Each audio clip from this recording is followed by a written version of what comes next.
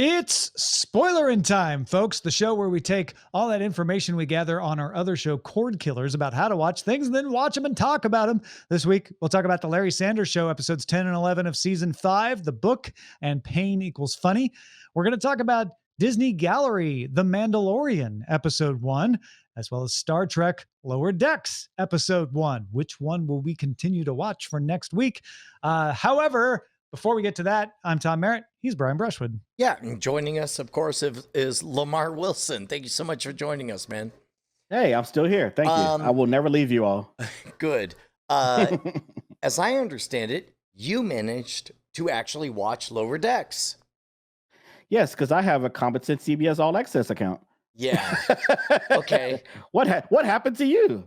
I used a burner card to get in to watch Picard, and I don't know if it's the card or if it's just the interface or what, but I had a miserable time trying to get back into the CBS All Access ecosystem, and it was so awful that I spent 20 minutes 3 separate times, and then at some point I decided, you know what, I don't know what they have for me, but this is my story. My story is I tried to get back in, and it was annoying enough that I gave up. There was a point that I started sending videos to Bryce and to Tom of just how, I can't click on the goddamn thing. It was befuddling, Lamar. Like, the video he sent was, he's trying, it's like, would you like to sign up? Would you like to pay? Great. Here's your name. Here's your address. Here's your credit card. And then when you tried to click on the credit card, it was grayed out and wouldn't let him type anything. Yeah. Really? So at some point, I decided that I was going to decide that Star Wars or Disney Galleries, whatever the show is, about The Mandalorian was winner by default because I couldn't see the other one. Then I watched the show. Well, we'll get to that. We'll get to that reaction. So much. Yeah. Hated it so much that I don't even know what Lower Decks is, but I give it my win. A quick question about your CBS All Access account. Yeah. Did you connect your AARP account with it? Because I heard you have to do that for CBS in order for it to work. No, I don't even Lamar, you're blame confused. you. I'm the one with the AARP card. I don't even blame you for talking that way. Everybody I would like CBS to account. think that I'm fairly savvy when it comes to tech, but Lamar, I am a paid member of AARP.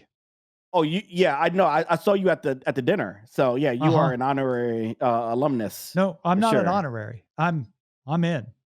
I have a card. Wait, are you being being serious? I'm not even kidding. Oh, I thought you were just playing here. I got it on my 50th birthday this year. It was the best thing ever. Congratulations. Yeah. Oh man, I can't wait to get it now. All right. If you want to hear more about Brian's journey, you got to get After Talk from Patreon, patreon.com/cordkillers. Check that out. Let's talk Star Trek Lower Decks episode 1. Lamar, what'd you think? Okay, so when I first got into this, it's like, okay, I expected them to start this episode from like, hey, we're going to be joining a ship, and then you're going to see the crew come in with the crates and everything. And no, we're thrown into a middle of it seemed like a middle of a season. Like it doesn't seem like the beginning of anything. It just starts as, hey, these people already work here. These people are already friends. And you're sitting on the sidelines just kind of watching this and trying to figure out who they are. And so I found that dynamic, I guess I would say refreshing, because I didn't have to like, hey, what's Star Trek? And sit there for 10 minutes while they try to, but my only thing I stopped to see was, okay, where is this set? And I think it's after one of the movies. It's a year or so after Star Trek. Like maybe Nemesis. after First Contact or Nemesis. Okay, it's after Nemesis. Yeah, so I was trying to figure where the Cerritos was with that. So, but yeah, by and large, I found it fun. I was laughing a lot through it because, again, it's Star Trek, but it's very Rick and Morty style. Again, being the same writers or producers. I forget which one it is on that. And yeah, it's a lot happening, and I love that they showed the main like the main people, like the captain or so, and like almost a silhouette or window as they're dealing with stuff like with the zombie part. I'm sure you'll talk about that too. When they're dealing with the whole zombie part, you're taken down to where they're dealing with their issue. Like the camera is still focused on these main characters and these lower decks, but you get a glimpse of what the first officers or primary officers are also dealing with from a distance. You get what I'm saying? You get both perspectives. Yeah, no, I really like the way they did that. How they have a typical Star Trek episode happening, you're just not in it all the time. It's happening in the background. That's it. For the that's what I wanted to people. say. Yeah. No, I found that choice kind of fun. I'm curious if they can keep it up without those background episodes feeling silly. I liked the characters. I found it funnier than I expected based on the trailer. I didn't really have high expectations, and there were some legitimately funny parts. Jury's still out for me though. I wasn't rolling on the floor. There were some very good Star Trek jokes. There was some good characterization, but there were also some moments that felt like a little obvious to me. So I'm definitely in for another episode, but I'm not quite convinced yet. You know, I guess coming into this with no Star Trek knowledge. I know that there was a guy named Kirk. There's a French guy. They got some guys with some house sighting on their head. That's You're gonna have a talk after the show. Okay. There's a guy. There's a convention going on, and the guys really got to get to it. So It was interesting because I could tell that there were definitely moments of like, that's supposed to be a callback. This is supposed to be a call, not even a subtle callback. They're literally, do you know Picard? Do you know the William Shatner's character? Kirk, you know? And the one you said you knew. And so that all is fine. I think that's something that comes out in the wash, especially with multiple episodes. I think the thing that I guess was surprised was we have these four main characters, or this cast of four, and I thought that Boimler, who the main guy, I guess if the main two, he seemed very normie. I don't know. It all felt very normie to me. I look at Solar Opposites that Mike McMahon also did with Justin Roiland, and I think like, oh, those characters like feel really different, whereas this is like kind of traditional sort of characters in a slightly weird concept. So I think I'm grappling with that. All right, I like a lot of the irony, humor type stuff, and so I want really offbeat things, and this was kind of straight, down the straight and middle for me. But I thought it was interesting, and they packed a lot of story into that half hour. One was, I don't remember the black girl's name, Mariner. But I found her Mariner. Okay, thank you, Mariner. Found her extremely annoying. I would hate her as a friend. But they quickly established. First of all, we learned that her mom is the captain. Her father's an admiral. So now you get the dynamic possibly spoiled brat, or what do you call those Navy brats? Or those type of Navy of kids. Brats. So, but also like nepotism thrown in there. Yeah, absolutely. And she used to be in some kind of command, obviously, and so she's been demoted. So her having that kind of experience, though, as you see, the adventure they go on this planet is very helpful to kind of get out of things. So I think her element being there of having lower decks, but she knows what's really going on up there, so she could tell you how it is. And I think that kind of dynamic will be important in the show for sure. I also think this would have been better if I'd never seen Orville.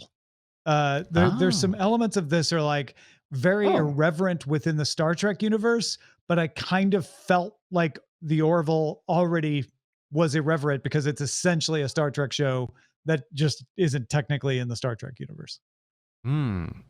That's actually really interesting. I didn't put those two together at all. Okay. The other two characters, Tendi and Rutherford, they seemed fine, right? Tendi is definitely like the audience surrogate here. Like, I'm new, show me around. Haha. Yeah, they were kind of forgettable. Like, I just remembered they existed. Well, Rutherford was interesting because he has the cybernetic implant that is suppressing his emotions. And I was like, oh, that's kind of a fun device. But then it's not because of that he blows a date. And I'm like, oh, so he's supposed to be the awkward geek, right? Mhm. And I was a little upset about that. Like, oh, so awkward geeks can't act normal around, the members of the sex that they're interested in. And then they sort of indicate that he and Ensign Tendi might hit it off, and I'm like, oh, okay, so maybe it's just that she wasn't really right for him. Yeah. Yeah, she wasn't the one.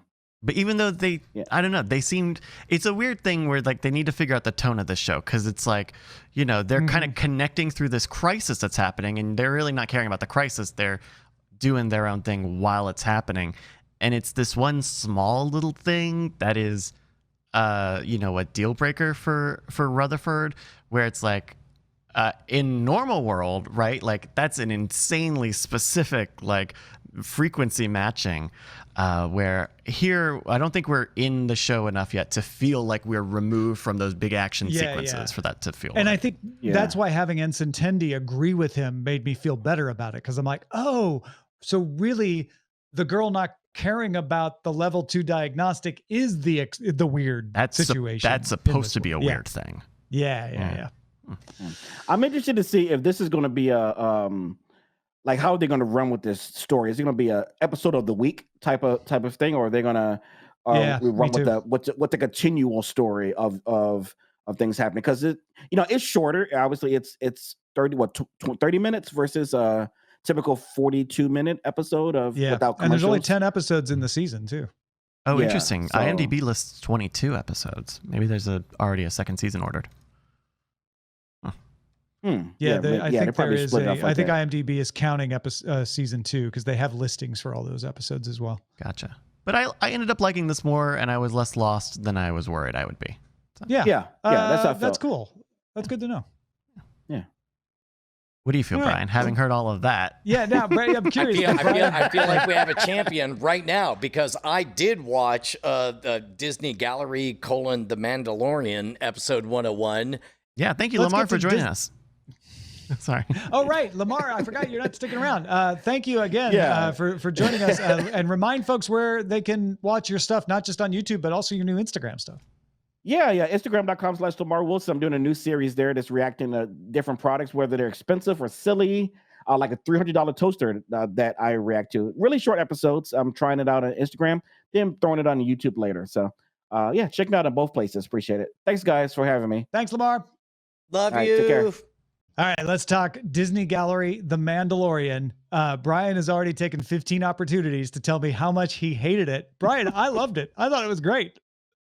That's fine, but I have to imagine that Lower Decks... Tell me all the reasons why you hated it. Well, look, I didn't see Lower Decks because it was a pain in the butt to try to get to see it. But I know for sure that the Mandalorian was like backflipping over its own success and just talking about how great everybody was, and I didn't care for it. I gained nothing. I learned too much nothing. backpacking. No. I mean, like, I learned nothing. I gained nothing. I experienced nothing. I hated it. I hated it. See, this is interesting. Well, here's what I saw watching it. Jon Favreau tolerates and respects but does not like Dave Filoni. Taika Waititi is only there because he likes Star Wars and really, really didn't necessarily play along with everybody else. He just did his own thing, but he's also kind of humble and feels like he's outside of Hollywood. Bryce Dallas Howard is the new kid on the block who is sort of just, trying to hang in there because, oh my gosh, they let me in here to play with Star Wars. Like, I've got all of this like backstabbing subtlety behind it, and maybe you did too, and you didn't like that. But right, I definitely did. I that. hated watching every second of it. It was like everybody was jockeying for weird positions. There was double meanings to everything. Everybody said. There was this weird, over the top, bombastic praise for George Lucas. I hate everything about it. I hated everything about the format. I hated everything about those people being there. I would feel uncomfortable if I was in the room. I hated it.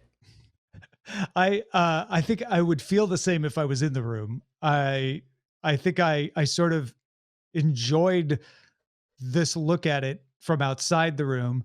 I thought Rick Famuyiwa and Deborah Chow came off the best because they just sort of talked about what they actually did. Yeah. It's and just as a sort of like an interplay between these personalities, I don't disagree with you on the tone of it, but I don't know. I found it fascinating to watch. It didn't really teach me much about directing The Mandalorian, sadly. I will 100% agree with you there. And I think that's what I wanted most to believe was going to be there for me, you know, and it just wasn't. And that's fine. Yeah. It was very surface, and very pretty, right? Like almost too well shot to be a behind the scenes, honestly. And I'm not talking about the round table thing, but when they like showed them in the field, I'm like, oh, you used the good cameras from that, which I mean, that's a stupid complaint. It's great that they use good cameras for the behind the scenes stuff, but I wanted to see more of how they worked. And I don't know that you ever get that from directors because I don't think directors want that on tape. So question, we have to pick a winner. Like what way do we go? Okay, so we have no more thoughts on Disney Gallery. Bryce, did you have anything? I mean, I did not see it and have Okay. not seen The Mandalorian. That was the reason I didn't. Gotcha. Well, then I would say let's fix your CBS All Access problem and get you into watching Star Trek Lower Decks. I mean, if we can't, we can't. But I'm definitely more into continuing to watch Lower Decks. yeah. I mean, by default, I disliked this so much as a self-congratulatory. I can't imagine whatever. you wouldn't find something more to enjoy about Lower Decks than you did about the Disney Gallery. No, I'm willing to, without having seen a single episode, declare it the winner. Let's have a what do you call that? A tentative award of the victory to Lower Decks. If we can't somehow fix the CBS All Access stuff, then we'll revisit. But yeah.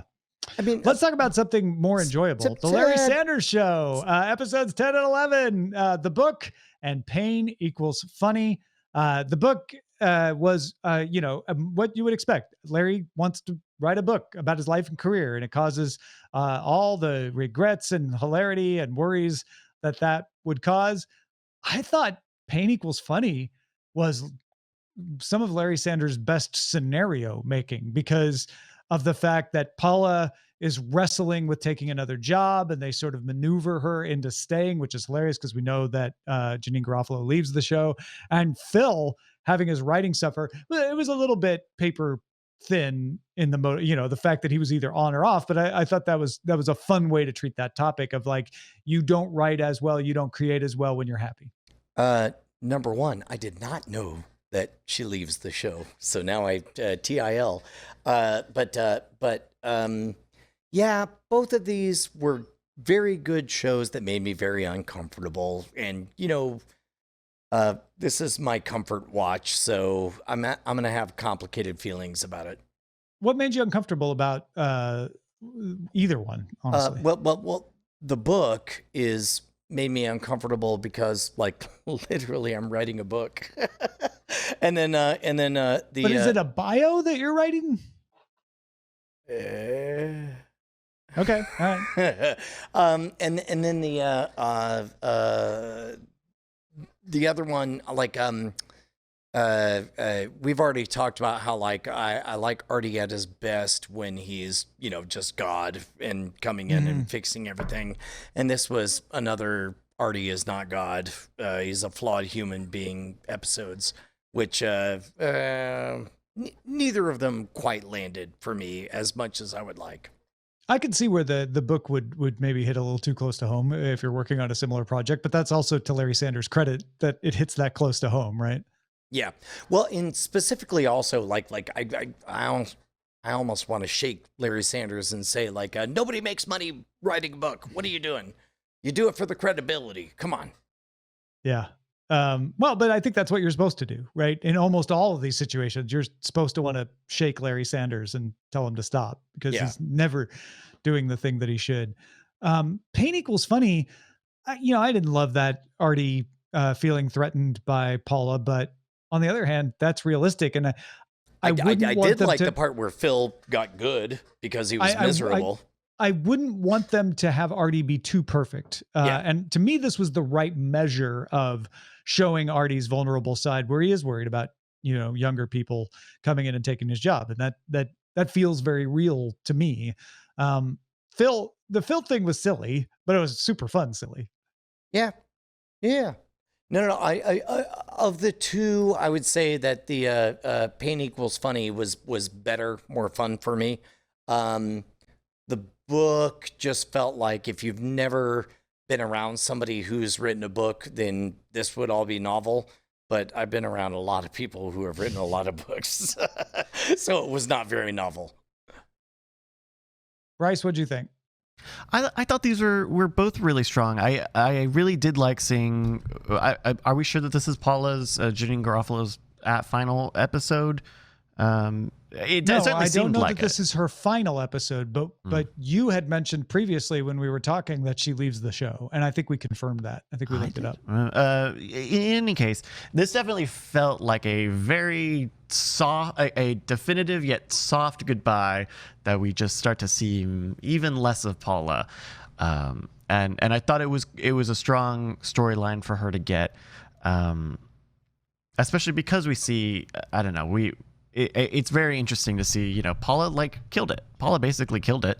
And even still, Larry picked Artie over her. So, very interesting. And then the book was fun. I thought it was a lot of celebrities in that one also. Pretty much all of the guests and then some tried to counsel Larry, out of the closet, and then just a reveal of just start the show and he'll show up. He'll just do it. He's gonna do it. That was a great moment. Just play the music, start it up, and it's like, I double dog dare you. Try to not do a show, and it's okay, and out he comes, and it worked. Yeah. When Mary Lou first appeared and we were like, where'd she come from? That's when we looked this up and realized that Mary Lynn Rashka replaces Janine Garofalo, except for, I think it's only 2 episodes in this season, The Matchmaker and this one, Pain Equals Funny. And this was the last one to be broadcast.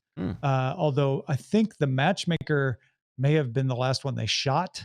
They were shown out of the order in which they were shot, so you don't get a real goodbye to Janine Garofalo, because I thought, this is going to be the real goodbye, and then it turns out that they keep her, and I'm like, okay, well, maybe this isn't the real goodbye, but it turns out it is. This is the last episode she did for Larry Sanders Show. And it would also make a lot of sense for Larry to have a weird, personal encounter with her, and then he just finds a soft way to never see her again, Indeed. Well, any other thoughts on Larry Sanders Show? No, not much. I mean, these guys were kind of, in brand, on character. That's kind of the problem with shows that find their voice, is they tend to continue to speak exactly their voice, right? Mm-hmm. And you're not seeing enough variation to keep you, not to not keep you interested, but to surprise you. Yeah. Yeah. We this next week we're gonna have the last episodes of season 5, and then season 6 is the final episode, or the final season of the show. So we're around the corner. Feels like we just started. Does it? No, not really. Feels like we've been watching it for a while, honestly. All right, that is the Larry Sanders Show, episodes 10 and 11, season 5, the book, and Pain Equals Funny. And that is it for Spoilerin Time. Thanks again for joining us. You get these episodes earlier if you're a patron, so go sign up, patreon.com/cordkillers. You also get the after talk, where we talk a little more about what's going on, sometimes about what we're picking for Spoilerin Time, sometimes about why CBS All Access has a horrible interface, like today. You never know what you might get, so get that as well, patreon.com/cordkillers. We'll spoil you again next time.